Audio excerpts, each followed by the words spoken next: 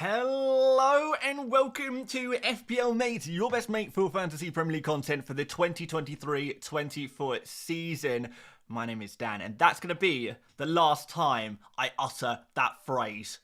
Ever, I guess? The 2023-24 season, it's done. This is the last time we're going to talk about the 2023-24 season, because we've got a few things we've got a few things to go over today. So, in today's stream, or if you're watching this as a replay, this stream replay, this is going to contain, we're going to talk about some awards. We're going to do some awards. You guys watching live are going to get involved in voting for your players of the season in FPL in various categories.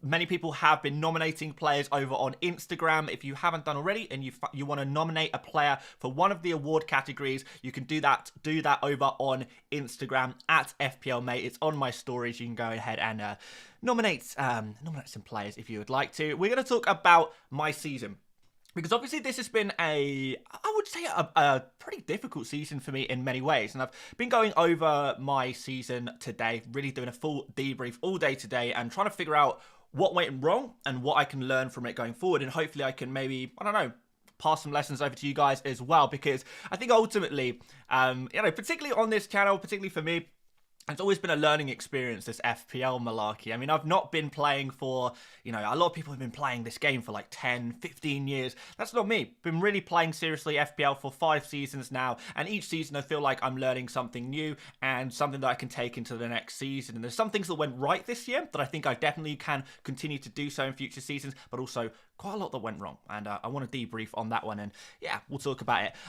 We want to talk about the Euro Fantasy. We're going to go through a little bit of Euro Fantasy stuff at the end of the video. We're going to talk about what's next up over the summer for this channel and going into next season, what we're going to be up to, if you guys are interested in all that. And also, we've got to just thank you guys for your support, but we're going to save the thanks to the end of the stream today, because I do want to make sure I'm giving a big thank you to everyone who supported the channel this season. So yes, guys, without further ado, let's do the debrief. Let's get the debrief out of the way. Actually, let's do a quick introduction of the awards we're going to be doing for the players. But yeah, it's going to be mostly actually about the debrief at the start of this stream. But yes, in terms of the awards, we've got several categories. Like I say, you can go over to Instagram, my Instagram stories, if you want to nominate any more players. We'll leave some space for some last-minute nominations, and then we will put some polls in the chat for you guys to get involved in, and we can finalise our winners. So, we've got the bargain of the season, we've got the unexpected hero of the season, we've got the underrated asset of the season, with the underdog emoji there,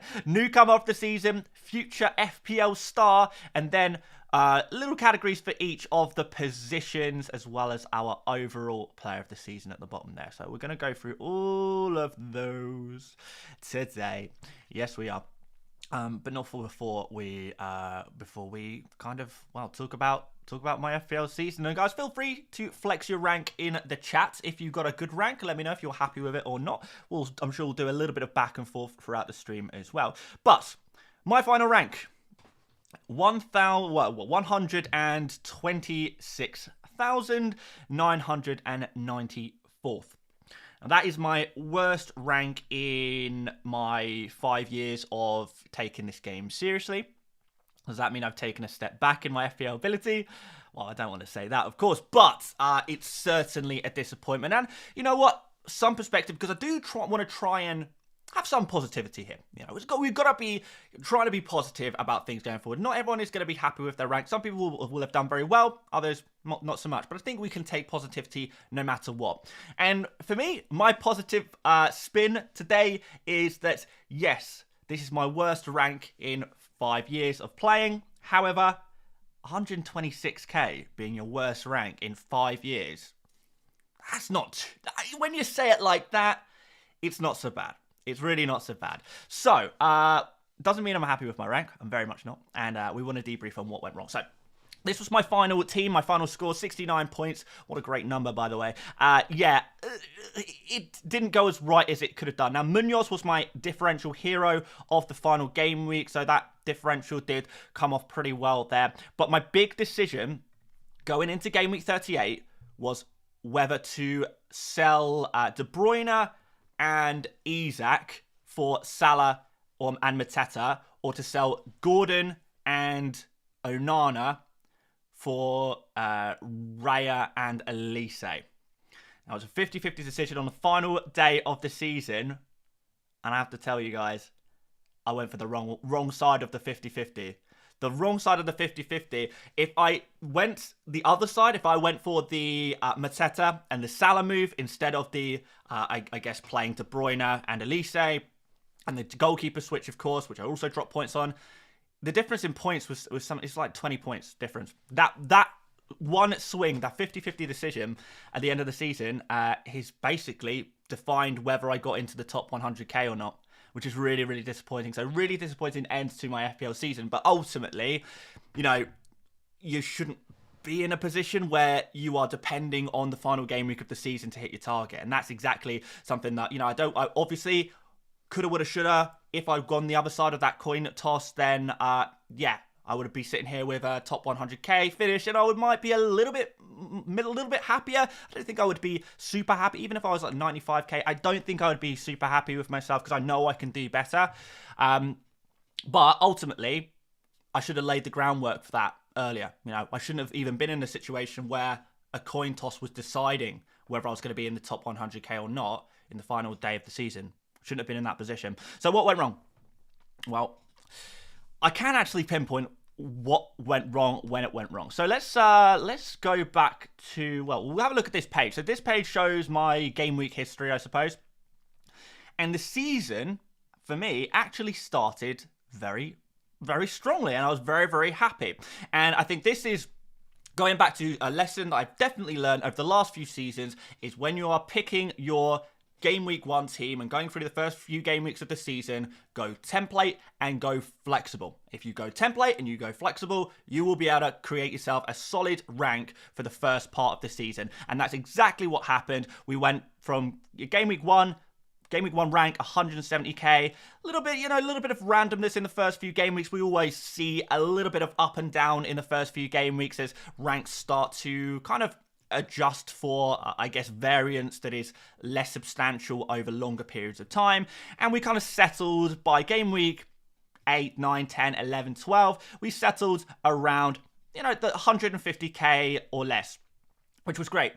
In game week 11, my rank 118k. Game week 12, rank 139k. And at that kind of period of the season, it's actually a pretty decent rank. It's a really strong rank to be at that place at that point of the season. Now, another lesson that I definitely have learnt this year is that actually that is a good rank at the beginning of the season, because I got to that point and it wasn't enough for me.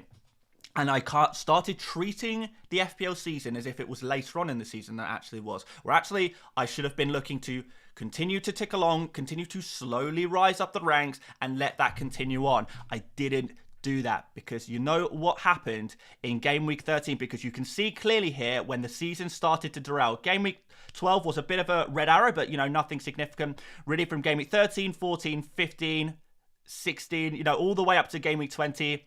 This is where there was a clear trend where my season had been derailed at this point. So what happened? Well, like I say, going through game week 1 to whatever, like 12, everything was fantastic. If we go to game week 12, this is where things start to go a bit wrong, because after this game week, I started going crazy with differentials. Now, I am a differential manager. It's what I've always done on this channel. It's what allowed me to get that 243rd finish a couple of seasons ago, and it's worked very well for me in the past. It doesn't always work, and I'm going to go through some of the lessons I've learned, why it didn't work this season. But this is the point where I started going crazy with differentials too early, and I didn't stop. I just kept doing it. So first of all, you can see on screen, game week 13, I bought Ryan Ait-Nouri. 1 pointer. Went for the first differential. Oh, well, actually, technically, there was another differential I went for before that was pretty bad. And that was game week 5. I went for Evan Ferguson. That was another red arrow that game week, by the way. I bought in Evan Ferguson. He scored 1 point, red arrow that game week. Game week 5 was one of the worst, well, was the worst game week in my first part of the season. Because I went for Evan Ferguson, and yeah, it was a bad differential shout. I'm going to talk about why as well. It was a bad differential shout, but this is where I started going heavy on them. So Ait-Nouri in game week 13, unfortunately, he got injured that very game, and he was useful for me for the first 20 minutes of Game Week 13. By the end of it, by Game Week 14, he was injured, gone, done. So what was my solution? Well, Game Week 14 comes along, I go differential again, and I go for Isak. I buy Isak in Game Week 14.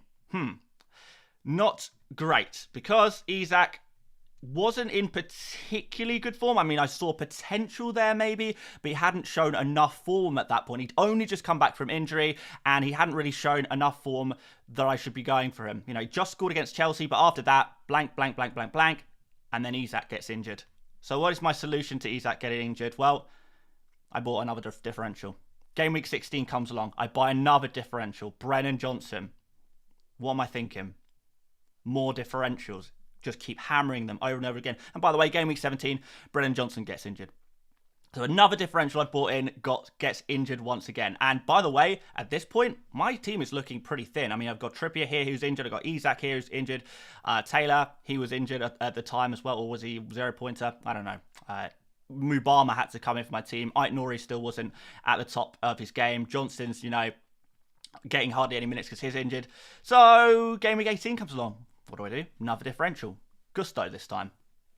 Now, if you look at these differentials that I've just spoken about here, Ait-Nouri, Isak, Johnson, and Gusto, now we look at that now, those players seem like pretty good picks. Like, we look back at the maybe certain periods of the season that these players have had. You know, Ait-Nouri, Isak, Johnson, Gusto, if you had them in your team, I don't know, from around Game Week 30 to 38, you probably look at those players and say, yeah, they're pretty strong picks, right? I don't really see what the problem is. But the problem was, I was picking them when they were just returning from injury. I was picking them when they weren't yet settled in their first 11. I was speculating a lot. And something I've definitely tried to do, and which has been successful in the past for me when playing FPL, is try to get ahead of the template. Try and pick players who I believe will be template players in the future. And with Ait-Nouri, Isak, Johnson, and Gusto, I did just that. But I was way too early. I was too early. I picked them before they had shown any consistency. I was picking them when they were in an injury-prone time. I went too early. Right thing, right ideas, wrong timing. And I think timing is maybe something that is underappreciated, not spoken about enough in FPL, is the timing of your picks. Not just getting the right players, but getting them in the right moments. And a lot of us, when we think of timing the players right, we think, oh, when a player has a good fixture run. Or when a player has had a run of good form. That's a good one. But when a player has just returned from injury, is that always the best time to go for them? Maybe not. Maybe not. The trend of me just constantly hammering differentials didn't really stop there. Game Week 21, I bought João Pedro, for example, when he'd literally, again, just returned from injury, and João Pedro gets injured again almost immediately. So there's a trend here. I'm picking up differentials who have just returned from injury and they're getting injured again immediately. You can call that bad luck if you want, because the players get injured, but I also do have to take some responsibility when you're picking maybe injury-prone players in a difficult period. You can't expect them to just be perfect players all of a sudden, and I need to remember that going forward. And after that, really one of my worst transfers of the season came in Game Week 22. Which I think, honestly, you know, screwed me even more. Because each of these transfers I make puts me further and further back. My rank drops more and more and more. Things get worse and worse and worse. I buy a Stupinian. I buy Purvis Stupinian in Game Week 22. I'll buy De Bruyne in the same game week, by the way. Again, just for differential sake, I go for De Bruyne. It gets worse and worse. What was I playing at? What was I thinking? Stupinian turned out to be one of the worst transfers of my season. Picking him up in Game Week 22. I mean, he scored, you know, he returned once for the rest of the season. That was Game Week 28. Terrible transfer. Sold Gusto for him as well for a -4. That was just, I think, FOMO from me. He'd just done well. He was about to play against Luton Town. But it was a bad transfer. It was a bad transfer. He himself was only recently returning from injury, and I go for him. I think I need to remember this. Picking up players who are just returning from injury. So we can go on and on, but yeah, the differential game for me this year was not good. Right players, wrong time. And it's not good. Josh D in the chat says, haha, I got a stooping out after that Game Week 22 video as well, man. Yeah, it's, it wasn't to be. It wasn't to be. But anyway, going differentials did not quite work. So let's take a break from the discussion. We've got a super chat, and I think we will do our first award of this evening as well. And we got a super chat as well from. Hang on, let me bring this up in front of myself real quick. It is from Ross Clark Churchill. Of course, Ross Clark Churchill. How could we forget? Have you seen this FPL YouTube guy asking randos about their FPL teams on the street? Mad content. Yes, I have actually. I have seen these videos. Well, I've seen the first one. Actually, genuinely really good content. I thought about doing something similar myself. I think I saw John Nellis maybe doing something similar in the past. I thought, yeah, but I've seen FPL doing it, and yeah, very interesting stuff. I like that content. I'd love to do something like that myself, but I'm not sure I have the confidence. So fair play to him. Fair play. Right, let's do some. Let's do this first poll. So, bargain of the season, guys. We've only got 4 slots, so we're gonna have to narrow down these options. Who is your FPL bargain of the season? Is it gonna be? I think we've got to put Palmer in there. I think we've got to put Mateta in there. I think we've got to include Areola, and yeah, a lot of people are actually saying Gordon on the. I'll just check Instagram to see if anyone suggested any other names for this one. But I think a few people are saying Gordon, actually, for this category. Let's see here. So, yeah, it seems to be... Well, I mean, there's a lot of nominations for Palmer. I put it that way. So, do we even... Mateta... okay, I put Mateta and Areola in there. Branthwaite, a few nominations for Branthwaite, actually. Okay, let's put Branthwaite as the final pick. I think there's probably a bit of recency bias there, to be fair, but hey, who cares? So Branthwaite is going to be the final bargain of the season. So get voting, guys. Get voting, guys. We're going to go with these. Super chat from Nicole says, hi Dan, finished on the season on 198k. This season messed me up mentally so bad and felt like ending my life. You are a lifesaver. You deserve a heart. Thank you. Nicole, you're perfectly welcome, man. Like, come back next year. Let's do it again, but let's put less mental pressure on our FPL ranks, because that really does change everything. How you view FPL and how it affects your mental health can be a big difference. I mean, is there any point in completing this poll? Like, the voting is very clearly going towards Palmer. We all know it's going to be Palmer, don't we? Should we wrap this one up and just move to the next category? Because we've got 94% votes on Palmer already. Let's get to... I don't even know how many people are in here right now. I don't expect too much because we're post-season. 280 of you. Okay, that's not too bad. Let's get to at least 100 votes on each poll before we end them. And then we'll move on to the next. But I have a feeling Palmer is going to win this one. I don't think it can be overturned at this point, even if a million more people voted. Palmer has run away with this one, hasn't he? Okay, let's end that poll there. We've just about got to 100 votes, so that will do. And no doubt about it, Palmer's run away with it. Easy stuff. Right, unexpected hero of the season is a little bit more difficult. I'm not going to put Palmer in every category, otherwise he'll just win every category. But Palmer's won that first one. I think definitely Havertz needs to be in there. Solanke, maybe. I think Havertz definitely. The other players I'm not as convinced by. But it has to be said, there's been a lot of unexpected heroes here. I mean, Mateta's probably got to go in there. Ended up one of the highest scoring players of the season, actually, Mateta. Was really, really impressive. Or at least in the forward position. It took him a little while longer to get going. Watkins, I mean, we saw Watkins last season, so I don't think Watkins can be really that unexpected. Because he was a great FPL asset last season as well. Ben White, similar situation, so I think we've got to remove him. Gordon was kind of unexpected. Mateta was. Richarlison. Muniz is more of a newcomer, so we're going to remove him. We've got to narrow this down somehow. Richarlison was definitely unexpected, but I guess he was on and off throughout the season.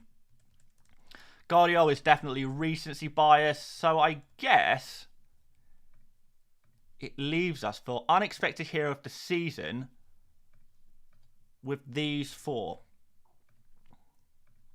Because I think a lot of the other players, you could definitely expect it to a degree, couldn't you? So let's go with these players. Havertz, Solanke, Mateta and Gordon. And whilst you guys vote for that, let's talk about more of the lessons of the season. Let's talk more about the lessons of the season. So I've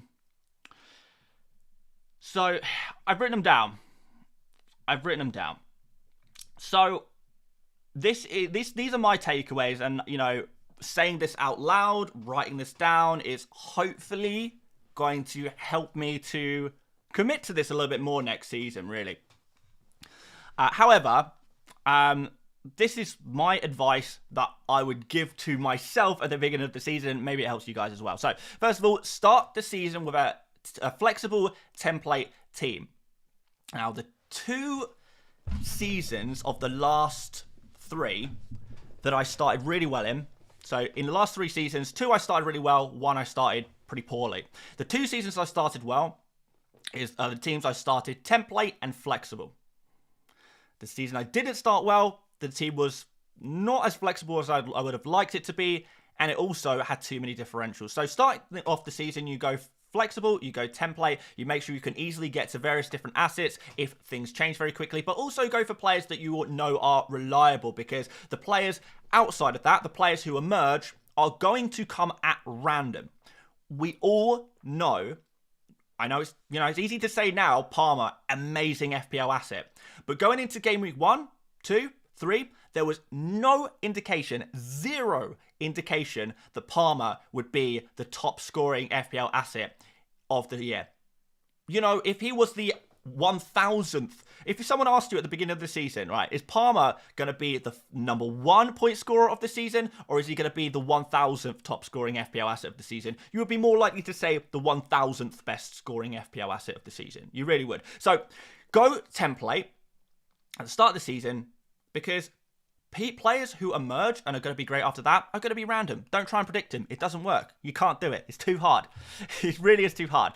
The next lesson is, if it seems easy to get a cheap team, stick to the template. Now, this season was all about sticking to the template. The template won every time this season, and the more template your team was, the better you did. The more differential you went this season, the worse you did, and that was pretty much consistent throughout the season. It was not a season for the differential managers, and the reason is because it was so easy to get a great team for really, really cheap. You could have all of the best players in the Premier League, all of the top scoring FPL assets in the Premier League for a very, very cheap budget. There was no decisions to be made, really, the whole season.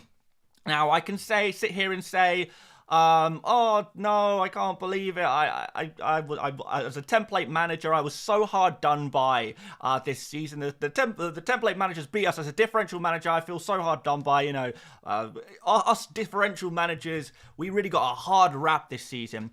But I could say that, or I could say, okay, well, we had the information at the beginning of the season that it was going to be very easy to get a nice cheap team. We said that right at the start of the season. We had that information. So therefore, what we perhaps need to do is, if it seems easy to get a cheap team, then straight away we have that indication that maybe we need to adjust our game a little bit. And adjust your game each season, and hopefully things can get better.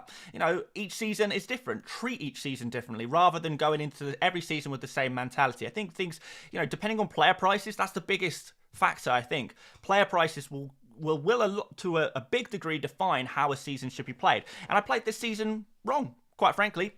I played it wrong. I had the information. I didn't make the connection. Should have done that. Learn that lesson. Getting ahead of the template doesn't mean picking players before they perform. That's a big one. But if you are just picking players, you have good vibes who will be good. You know, I had good vibes that Isak would be good, that Aït-Nouri would be good, and I ended up being right, but I picked them at the wrong time. I didn't always get it right. Evan Ferguson, I had vibes that he would be a good pick. Was wrong. Because getting ahead of the template doesn't mean you pick the players before they get back to the form. It often means being a little bit patient, waiting a couple of game weeks, assessing the situation, and then going for the players. Don't get ahead of yourself. You can wait a few weeks before a player becomes template. It doesn't have to be straight away. Next, be more cautious with injury-prone players. You know, I mean, we could talk about this to the end. Isak, KDB, these are players who have, been damaging. Estupiñán at times as well. Be more aware of how injuries can impact teams as a whole. For example, you know, we all thought Dubravka, you know, around December time, we all thought Dubravka would be an amazing pick because Newcastle defender, Newcastle's goalkeeper for 4 million. It is so cheap. That is so amazing. However, when you actually kind of saw the situation, Newcastle had, you know, just started conceding a lot of goals. They'd just lost a lot of their defenders. Their whole back line was in tatters, and even though historically Newcastle have been a good defence, when their whole back line is not the same back line, that is going to impact things. So just being aware of that, I think it's definitely a good note. And if differentials don't work, don't be afraid to go back to template. Because when my differentials didn't work, what did I do this season? Well, I just went for another differential, and another differential, and another differential, another differential. So there we have it. And one more note. I mean, Scott has put something, in terms of chip strategy and template versus non-template chip strategy. I mean, yeah, I tried to make some extrapolations based on chip strategy this year. Honestly, I think it was a huge swing. It was a huge swing, and I think a lot of people will say, well, obviously free hit 29 was the wrong idea, and that was the template idea, and that was the wrong idea, right? It was a idea. It didn't work out. It was, you know, game week 34, a weirdly high scoring game week. Game week 29, weirdly low scoring game week. These 2 game weeks, the 2 weeks where people used the free hits, were at opposite ends of the spectrum of variance. No one could have predicted it to be that diverse. And different chip strategy is going to work for different teams. I'm not going to sit here and say the best chip strategy won. I mean, maybe it did, but the distance that it won by, I don't think is, you know, relevant to the vast divide in the scores of the 2 strategies. And in fairness, the free hit 29 strategy ended up catching up with some points towards the end of the season as well. Certainly didn't bridge the gap, but, you know, for the final few game weeks of the season, you did see how those who dead ended into game week 30 and actually ended up struggling a little bit, having to take a lot of hits towards the end of the season. So when you look individually, game week 29 and game week 34, just extreme ends of variance. That happens, you know, at the end of the day. There is certain things we definitely can look at within our FPL teams, what went well, what didn't work well, what works, what doesn't work. But ultimately, a lot of it does come down to luck. I do think it is important to acknowledge the luck side of things, but also at the same time, we do need to figure out what we can tweak going forward. And that's kind of what we're trying to do today, to be honest. Richard with a super chat here says, my end of season. Thank you for your content, Richard. Thank you so much, man. My absolute pleasure. Hopefully you smashed it this season, my friend. Absolutely amazing stuff. But anyway, back to the poll. Of which Mateta has absolutely smashed it. I know that's recency bias. I know for a fact that's recency bias, but we'll give him the win anyway. So the winner for Unexpected Hero of the game week, of the season, is going to be Mateta with 37% of the votes. And we're going to move straight on to Underrated Asset of the season. And we'll try and narrow down which of these players should be going in here. So yeah, this is a more difficult one. I will check Instagram as well to see what you guys are saying over on Instagram for your nominations. Underrated. A few people saying Havertz for this one, actually. Havertz and Mateta's in there again. Palmer is in there a lot. Palmer is, come on, let's be honest. Palmer is not underrated. He's not underrated, is he? We all rate Palmer. Every single one of us rates Palmer. Mateta's in there a lot as well, but he's just got the last dub. So we're gonna throw some different names in here. Mateta has been nominated a lot for underrated, actually. So maybe he does need to go in there. No one thinks Rice should go in there. No one thinks Gross should. I mean, it just shows how underrated they are, I guess, if no one's even nominating them. Watkins and Gordon with quite a lot of nominations, which I definitely understand. Watkins and Gordon have both been underrated at times this season. And Burmo, yeah, not too much love from Burmo for underrated assets of the season. I guess he was quite highly rated at the beginning of the season, as was Alvarez. So we'll throw those names out. Bowen can probably come out as well. So our finalists will be Mateta. There will be Havertz. There'll be Watkins and Gordon, because there's times this season where a lot of us did underrate, underappreciate, undervalue these FPL assets. And while you guys are voting for that, I'm just going to go through the chat. And guys, feel free. We'll do a bit of back and forth today in the chat whilst we're waiting for poll results as well. Let's see what you guys are saying in the chat. So we've got Standard says the point is differential can work, but not always. Last season's winner got only 1 millionth this season, and yeah, that's definitely something.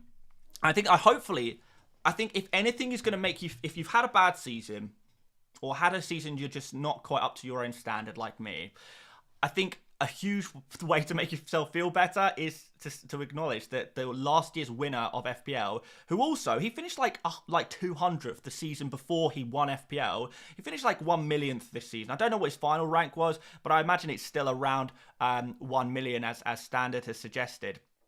And, it does go to show, and perhaps he's kind of reflecting on his season the same way as I am. He is a differential manager as well. And differential managers win FPL. They're the only managers who win FPL. Template managers do not win FPL.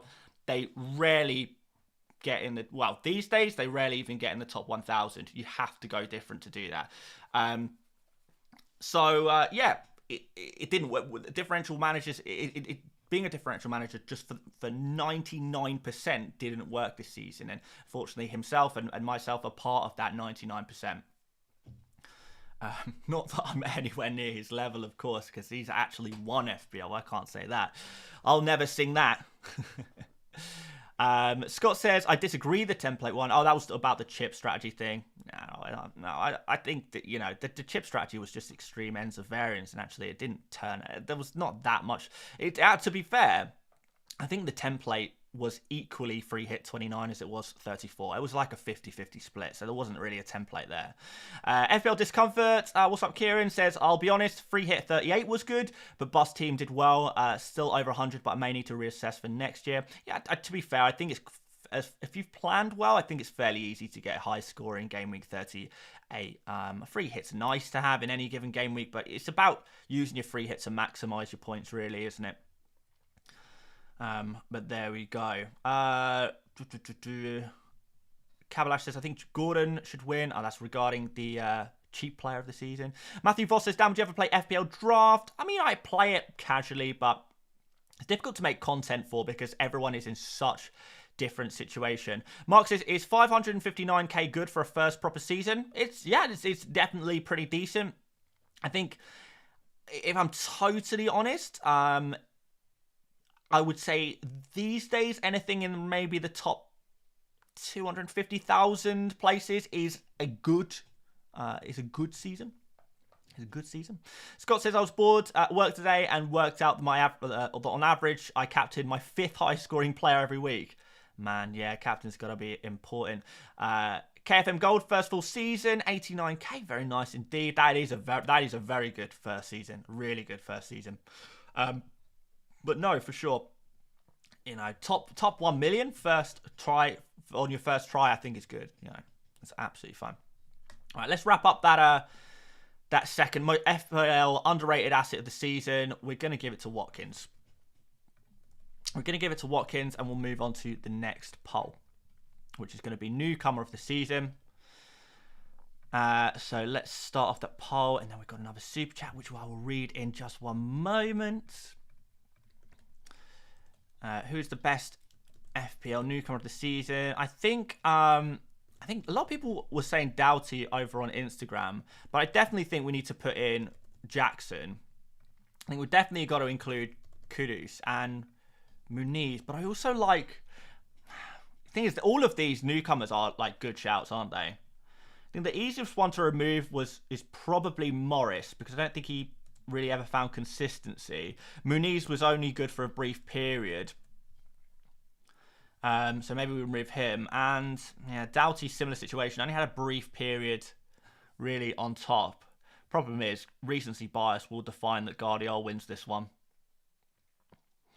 Won't he? And people hate Jackson, so they won't include him. Maybe, do we remove Doughty? I think he had a very good season in football terms in general, but in FPL terms, Doughty had his moments, but I don't think he was a really consistent asset this season. Whereas Kudus had some really good times in FPL. Gusto was very reliable. I don't think Guardiola's been super consistent, but he was getting some points early on in the season as well. All right, so we'll go Jackson, Doughty, Jackson, Kudus, Guardiola, Gusto. Let's go. See what you guys are saying.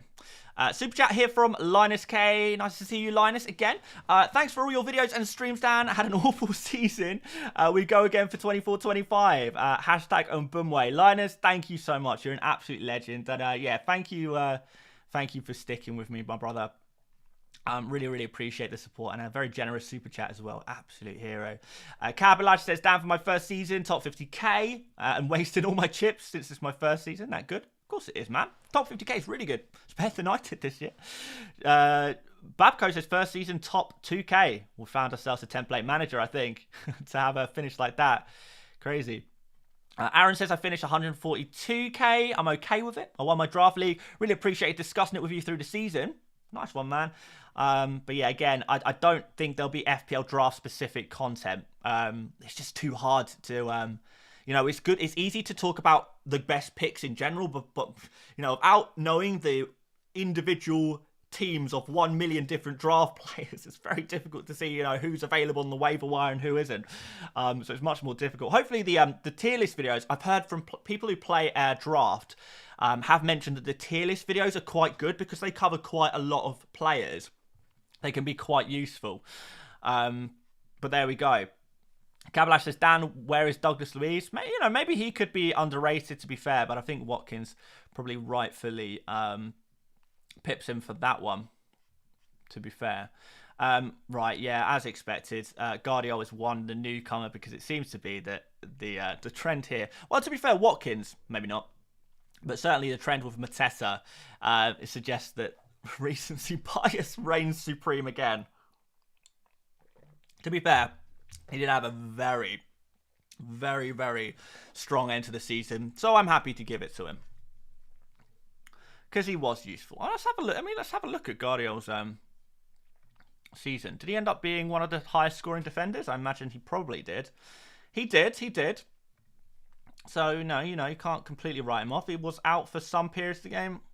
He's got a couple of clean sheets towards the beginning of the season. It's just from game week 30, he just became an absolute beast, didn't he? But yeah, certainly as a newcomer to FPL, you can't write off the season that he had. Right, future FPL star. Now this one we could go anywhere. We could go anywhere with future FPL star. I think my favourite shout on here is possibly Timber. In FPL, because I know people are going to talk about, in general terms, but in FPL terms, Timber, if he's playing regularly for Arsenal next season, particularly if he comes in a fairly nice price tag, could be an elite FPL asset. He really, really could. So maybe I should put him in, maybe I shouldn't. I think Branthwaite definitely has to, be a great future star for FPL. Great defender. I think I like Elliott more than I like Bradley. I think Garnacho's got to be in there. You guys like Elise as well? Thing is with Bradley though is like, when is Bradley actually ever going to get regular game time for Liverpool? As long as Trent, who is only like 3 years older than him, as long as Trent's at Liverpool and he's not going anywhere, is Bradley actually ever going to get a chance?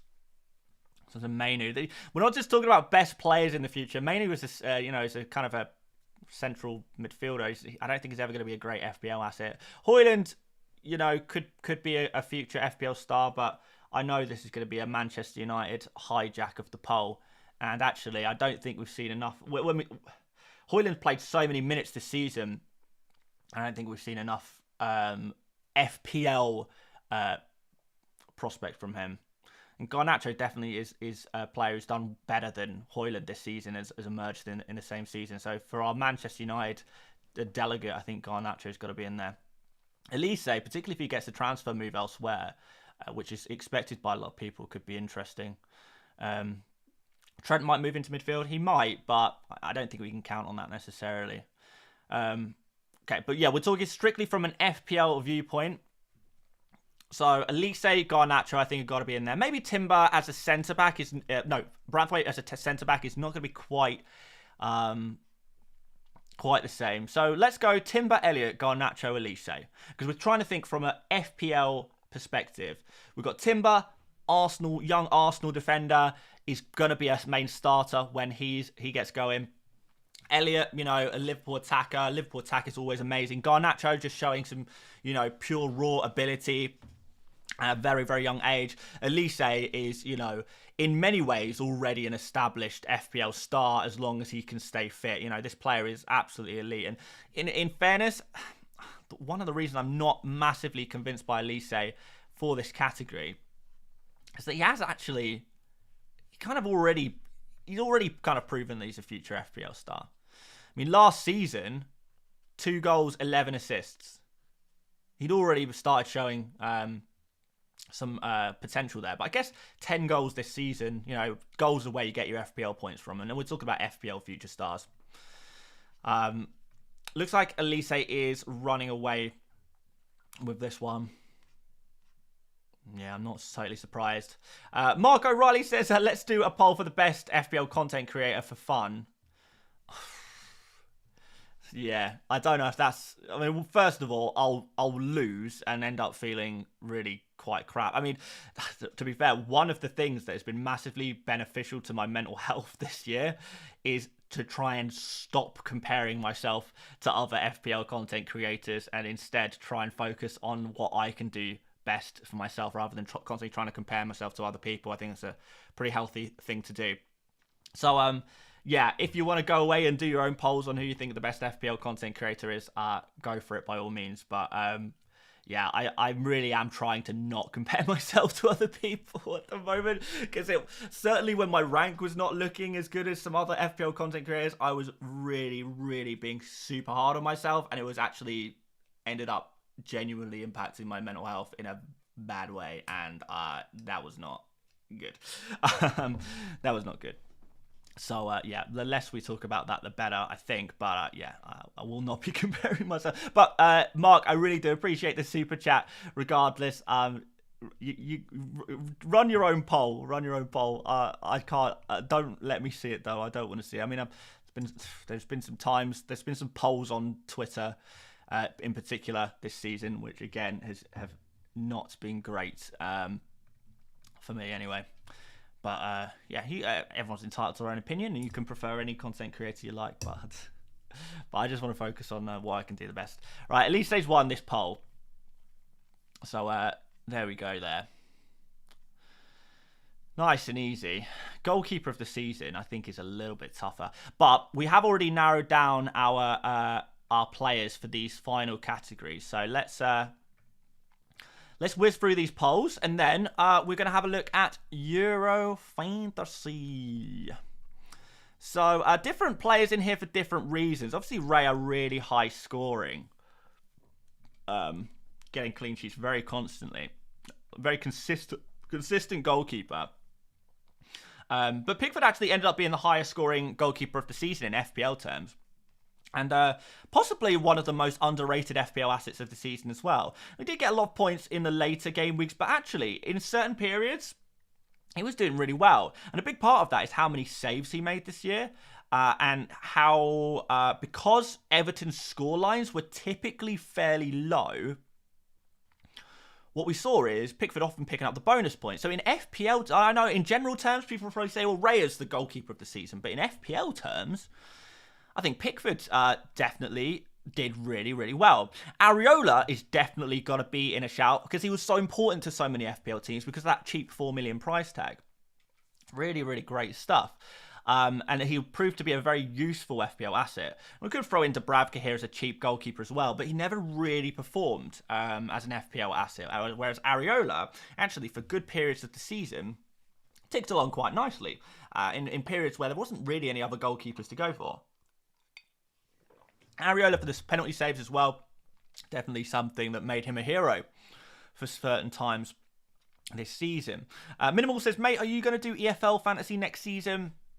I mean, I don't really know enough about the EFL to give content that I think I would be happy with, I guess. But I thought about it. Maybe on the second channel, we might do the odd video. We'll see. We'll see. But right now, let's think about well, FPL winners first of all, and then we'll think about Euros fantasy. Right, Pickford's won that poll. Pickford, congratulations. You are FPL goalkeeper of the season. Now, next up, we're going to do defender of the season. And our nominees are Mr. Consistent, Gabriel, Mr. Fairly consistent, but also a little bit explosive, Ben White, Guardiola, the late season hero, and Pedro Porro, who perhaps a little underrated, but also really good season for him. If we look through the top scoring defenders, we see a lot of Arsenal defenders in here, of course. Guardiola actually the lowest scoring of the lot throughout the season, but he wasn't playing every week, to be fair. Brathwaite ended up really with a really nice score. But there we go. Azza says, are the point of these polls personal or objective? I mean, there's got to be a bit of personal to it. You know, FPL is a personal game. Of course, you know, it's easy to say, oh, whoever scored the most points wins. But I think what's more important is how important these players have been to our FPL teams this year. How impactful they have been in our FPL teams in general for all of us, rather than just picking the highest scoring player. So, for example, Ben White, you know, obviously highest scoring defender of the season, but I think Gabriel was a far more important FPL asset for so many of us throughout the course of the season, and provided some really, really important moments for us as well, which is why people would say Gabriel ahead of a Saliba. Saliba technically scored more points. And that's due in part due to the fact that we did have, was it 4 games where Gabriel didn't start. So that did impact that a little bit there. And also, you know, Gabriel subbed off the last game of the season as well. But yeah, there were some reasons why Gabriel scored less points. But I think, you know, it doesn't make him any less valuable of an FPL asset, because if you owned him in the weeks that he did start, very, very important. Very, very important. So there we go. Alistair says, Saliba wins, played every minute. Well, it's not a competition of who played the most minutes. It's the competition of who has been the best FPL asset. And I think if Saliba and Gabriel play the same amount of minutes, Gabriel probably pips him for points. Samba says, White was only important for me in Game Week 34. There you go, man. There you go. Kabalash says, Dan, do you remember how you was roasting about Pickford in Game Week 1 being a bad player for FPL? Yeah. Yeah, I was. And for the first 10, well, maybe not 15, for the first 10 game weeks of the season, he was a terrible pick. So, yeah, I kind of stand by that. Yeah, obviously he ended up the season pretty well, but I was not talking about who is the best pick for the end of the season. I was talking about who are the best picks for the beginning of the season. And in the first, well, he got how many returns? 1, technically 2 returns in the first 13 game weeks. I think we can pretty confidently say that Pickford, as a Game Week 1 pick, was not so good. Was not so good. So Hill says, I was 56k before game week 36 kicked off, and then all things went down. I finished 149k. Captained the wrong players and didn't pick Guardiola. Yeah, it happens, man. It happens. Bet against Haaland in game week. Well, in any game week, it could do damage. You know, I mean, yeah. If you bet against Haaland in any given game week, like, you can't really feel too bad for yourself because it is just so risky. If it goes right, great. If it doesn't go right, you just kind of have to own it and say, yeah, that's my bad. That's my bad. It's what happens. Right, Gabriel's won that one. I agree with that one, by the way. Gabriel, absolutely heroic FPL asset. Like, really important FPL asset for us this season. Which takes us to a midfielder. And I think we know who's going to win this one. So we won't spend too much time in this poll before we move on. But our nominees are Palmer, Saka, Foden, Gordon. Let's see what we got. FPL Wasteman says, any award for the worst FPL asset? No, we're going to keep things positive today. As it says, biggest disappointment. Again, no. We're going to keep things positive today. We're bringing the good vibes. We're bringing the good vibes. Halal says, owned Gabriel since day one. We'll probably do the same next season. You know what? Depending on prices, I think I agree. We're going to do a video on price predictions for next season within the next couple of weeks. Might get FPL Fran to come on and do it with me again, actually, because that was pretty fun last year. But ultimately, I think the Arsenal defenders are going to be pretty expensive, and I think maybe like a Urian Timber might be a way, an access into the cheaper reaches of Arsenal's defence. Anyway, Palmer's won that one. We knew that was going to happen. Congratulations, Palmer. You are our FPL midfielder of the season. Now, I think forward of the season is a little bit tougher. A little bit tougher. We're going to put Watkins in here, Haaland, Solanke, who had a really good season, Isak, who was a good end to the season, but not necessarily consistent. Watkins missed the consistency. Haaland, mate, I think genuinely a little disappointing at times this season, but still, in terms of points, raw points per game, Erling Haaland, really, really good. Sahil says Foden was more explosive as an asset than Palmer. Definitely agree with that to a degree. But actually, I know what you're saying. You're saying that Foden got some really nice scores. You know, he got 20-pointer in 23. He got another 20-pointer in 31. So he got the 20-pointers. But Palmer, 26 in 33, 20 in 31. As well as 18 in 20, you've got 14-pointer in 17, loads of other 10-point pluses. So the thing is, yes, Foden was very explosive, but Palmer was arguably not only more explosive, but more consistently explosive as well. Both amazing FPL assets this season, though. Absolutely incredible stuff. Really incredible stuff. There we go. Sampa says, I'd say Saka because I owned him at the game weeks when he was fairly low owned, and out of these players, I gained the most points from him. So he was an important player for you. Nice. Fatal says, Mateta 29 points and needs an honourable mention. Yeah, definitely a heroic week. Amit says, thank you for your content. You're most perfectly welcome, Amit. Josh says, with Watkins as best playmaker, it's easy decision. Yeah, he seems to be dominating this poll, which I think means we move on straight to the player of the season. And I think, again, we probably know who's going to win that one as well. Finally, after Watkins wins our forward of the season, let's see who's going to win. Do we know? Who is our GOAT of the season? Our FPL 2023-24 season GOAT. Palmer, Watkins, Foden. I'm going to put Saka in here. Because Saka was Mr. Consistency. For sure. Fatal says Palmer was a pen merchant. Doesn't matter. We're talking FPL. Penalties count the same. Doesn't matter at all. Son. And I wouldn't say Son has been a particularly amazing FPL asset this season. He had some brief periods when he was important, but in terms of raw consistency, you got to say Palmer, Watkins, Foden, Saka. Unreal. Should we just cancel the poll? Saka was 0% of the votes, by the way. Unreal. Maybe I shouldn't have included Saka in that one. But Palmer, really, really good.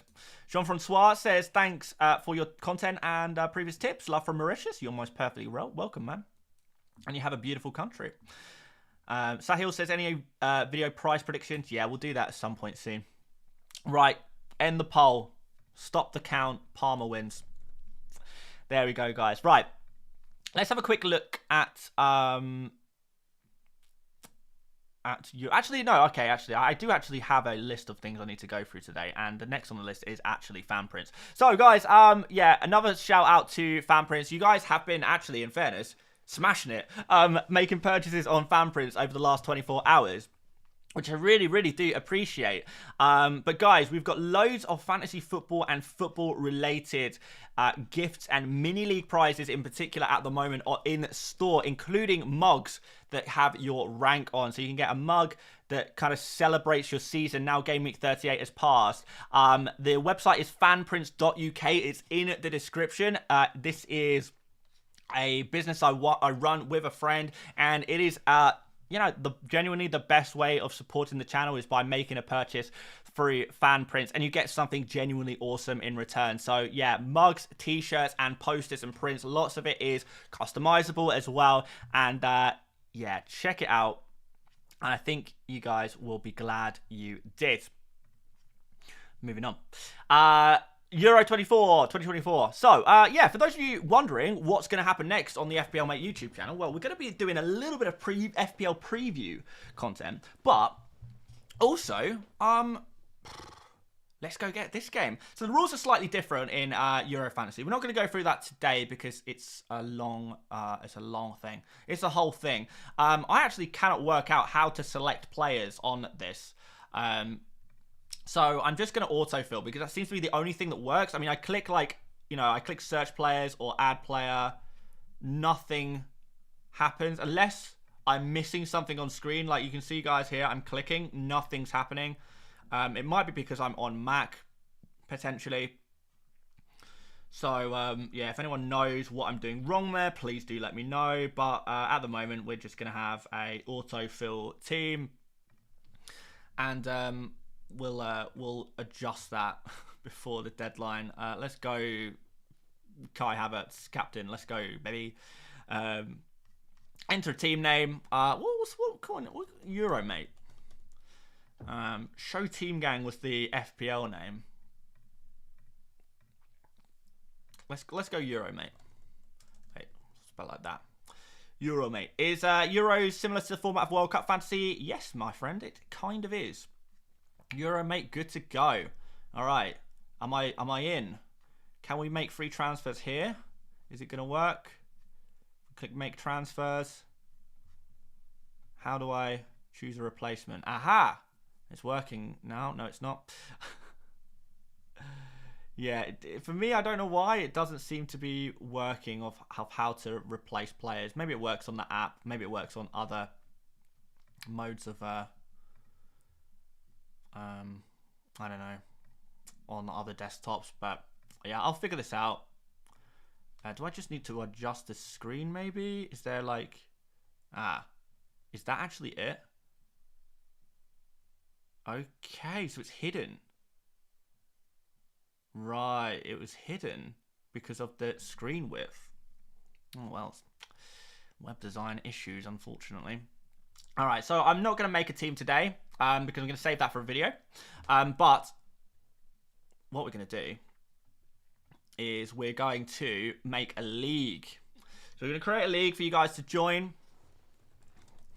And it's going to be called the FPL Mate Euro Extravaganza. No, that won't fit. What should we name the league, guys? Come on, let's someone's got to come up with a great league name. There's got to be like FPL Mate related. Yeah, but guys, this is on the UEFA Gaming. I believe it's the UEFA Gaming app slash the UEFA Gaming website. So it's gaming.uefa.com if you're on browser, and the app is UEFA Gaming. So that is what's going on there. And the reason it wasn't working for me is because my screen wasn't wide enough, unfortunately.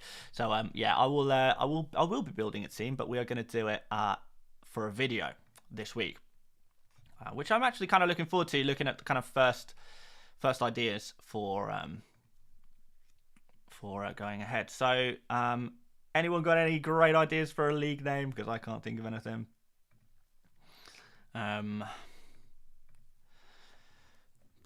Gotta have Mbumwe in the name. Oh, maybe that's Mrs. FPL Mate more than me. Show Euro team. Show team Euros. That's more like something for my team. The league name is gonna be, let's just call it the FPL Mate.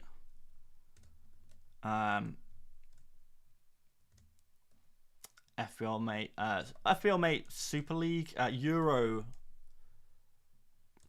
FPL Mate Championship, FPL Mate official,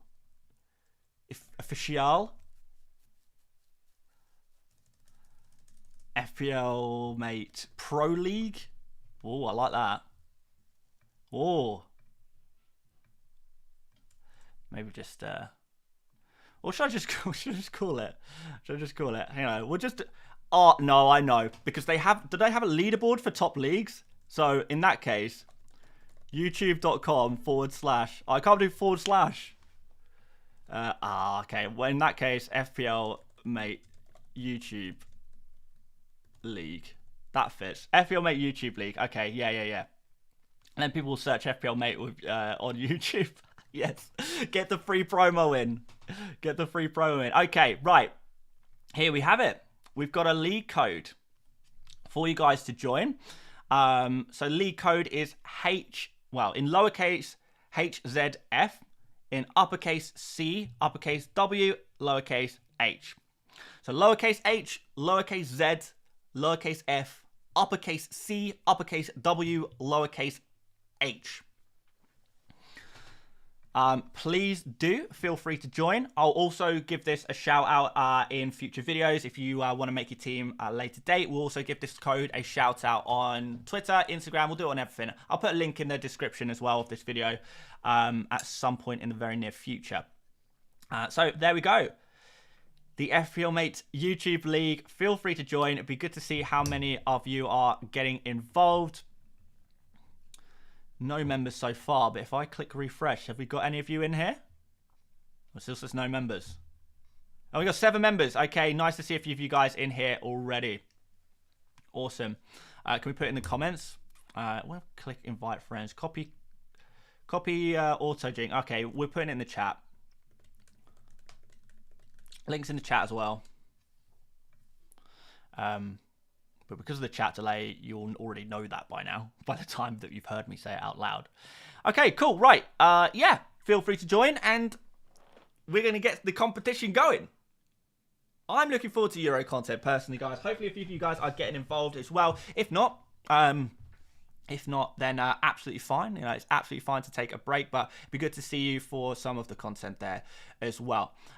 Finally, let's do some thank yous, because it is the end of the FPL 2023-24 season. I need to, I want to conclude it by just saying thank you. So first of all, thank you to Fantasy Football Hub. Obviously, Fantasy Football Hub are one of my favorite websites in the entire universe, and I feel so privileged they have been a continual supporter of this channel, because they really, really have been able to make a huge difference into what we've been able to do on here. So thank you so much to Fantasy Football Hub and everyone involved over there for continually supporting the channel over the last few years. I'm very, very happy to say that it looks like we're going to be working with Hub again next year as well, which is awesome. I'm so happy about that. But I think really I want to say thank you to you guys, because it has been obviously a tough season for me, and I've not necessarily always been putting up the best ranks this year, and as such it would be very easy for a lot of you guys to lose faith in what I'm doing here. And there's been a lot of times where I've been thinking, this is not good enough, I'm not providing content that's good enough, I can do better. particularly in a world now where it's not the same as a couple of years ago. There is so much content available for FPL.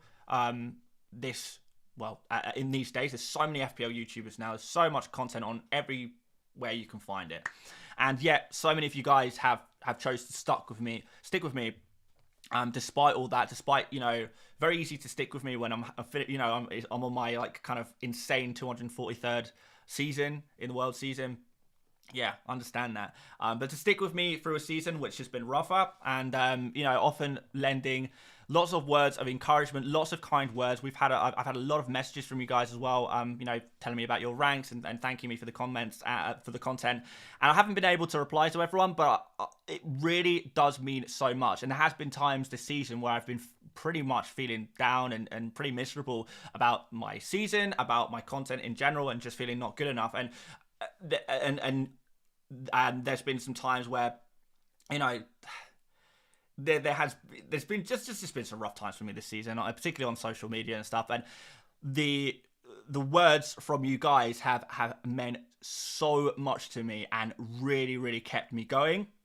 And without like so many of like the things that you guys have been saying, the encouragement you guys have offered, I would definitely be, potentially even thinking about giving up on FPL YouTube entirely and maybe doing something else. But you guys have really, really shown me appreciation, and I'm so, so grateful for you guys spurring me on, because this is what I want to do and I want to keep on doing it. So thank you so much for your continued support of this channel. Third season now doing this as a full-time gig, which is absolutely amazing. I'm so grateful for not just you guys putting me where I am right now, but the continued support.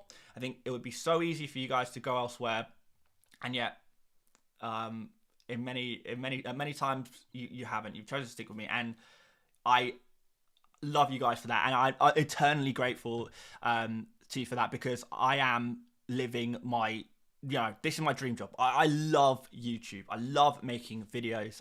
Every time I turn on the camera, I feel happy. Every time I chat to you guys on the streams, I'm happy. And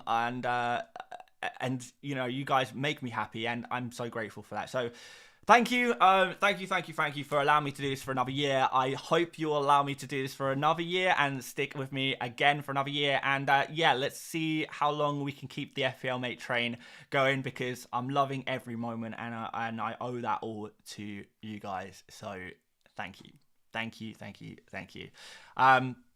Noel with a super chat here as well. Super chats, by the way. Everyone who's given super chats this year, by the way, absolute legends as well. You keep this channel ticking along, and I'll speak about it briefly in a moment, but we will be looking to reinvest a lot of, your support, your financial support in particular. We'll be looking to reinvest that in the new season. But Noel with a super chat says, I don't know if you recognize me. Of course I do, Noel. Like, I do, like, when you guys chat, like, the guys that chat regularly in the chat, I recognize all of you. I don't forget you guys. I don't know if you recognize me, but thank you for your help the past 3 years. You're most perfectly welcome. Perfectly welcome. Right. Next up, well, Euro Fantasy is coming next. So we're going to do Euro Fantasy. Hopefully some of you guys will join me. No dramas if not. We're going to be doing some pre-launch FPL content, which will be prize predictions, like some general discussion kind of things. Maybe getting some other creators involved as well in that, which will be good fun.